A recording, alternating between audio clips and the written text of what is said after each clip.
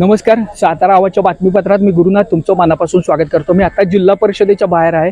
खरं तर सोशल मीडियाच्या पत्रकारांना आजचं वृत्तांकन करण्यापासून रोखलं होतं. खरं तर विविध संघटनांच्या माध्यमातून पत्रव्यवहार करण्यात आला होता आणि पत्रकारांना आतमध्ये प्रवेश दिला जाणार असं सांगण्यात आलं होतं. मात्र दुर्दैवानं इतर वेळी सोशल मीडिया पत्रकार सर्वांनाच हवे असतात. मात्र अशा काही महत्त्वाच्या घटना आल्या की त्यांना डावलण्यात येतं. त्यामुळे मी सर्व संघटनांचा आणि प्रशासनाचा प्रथमतः निषेध करतो.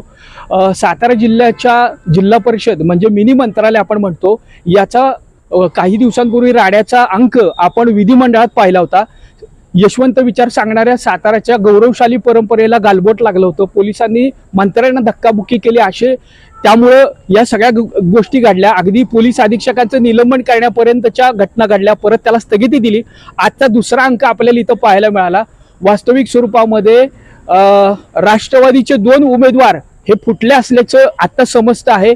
एकूणच या संपूर्ण सातारा जिल्हा परिषदेच्या निवडणुकीचा हा दुसरा अंक हा पुन्हा एकदा नाट्यमयरित्या पाहायला मिळाला. आता भारतीय जनता पक्षाचे सर्व उमेदवार अगदी जिल्हा परिषदेच्या अध्यक्षा डॉक्टर प्रियाताई शिंदे असतील, राजू भैया उपाध्यक्ष असतील आणि त्यांचे सगळे पदाधिकारी शिस्तीने या गेटमधून आतमध्ये गेले होते. पोलीस प्रशासनाने चोख बंदोबस्त ठेवला होता. पोलीस हे नागरिकांच्या हिताचं रक्षण करताना असतात. सातारकरांना आज या ठिकाणी वाहतूक वळवलेली आहे. महत्वाची जी वाहतूक असते इथं देखील आलेला आहे. खरं तर पोलीस प्रशासन हे अधिकाऱ्यांचं पालन करतात, त्यामुळे त्यांना पण दोष देण्यात काय अर्थ नाहीये. ते सुद्धा आपले सहकारीच आहेत, आपले बांधव आहेत, आपल्या सुरक्षेसाठी आहेत.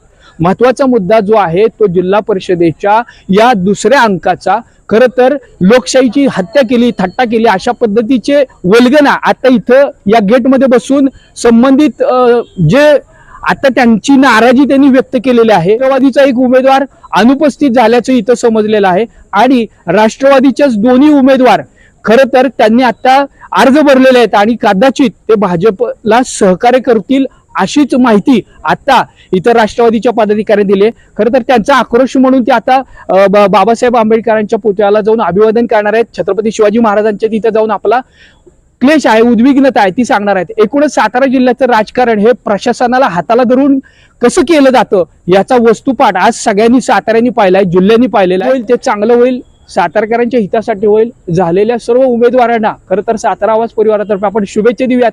मात्र येणाऱ्या राजकीय पटलावरती निश्चितच या घटनांचे पडसाद उमटल्या वाचून राहणार नाहीयेत, इतकंच आता आपण सांगू.